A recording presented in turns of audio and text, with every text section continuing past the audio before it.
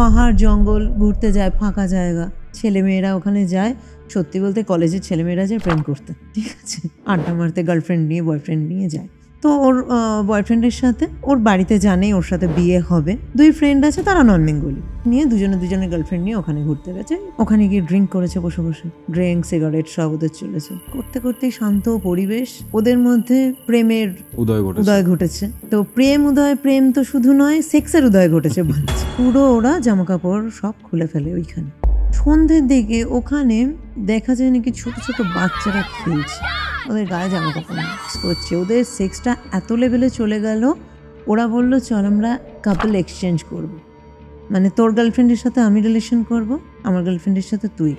এর মধ্যে ও বলে কয়েকটা বাচ্চা আমাদের দেখছে, মেয়েটা বলে দেখছে। ছেলেটা তখন কি করে, মেয়েটির প্রাইভেট পার্টে হাত দিয়ে ছেলেগুলোর দিকে, ওই বাচ্চাগুলোর দিকে তাকিয়ে বলছে দেখতা হ্যাঁ ক্যা করেগা ক্যা আজা।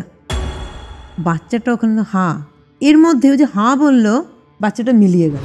ওই বাচ্চাটা কিন্তু আসলে বাচ্চা ছিল না, বলতে পারো ওগুলো কিন্তু প্রেত।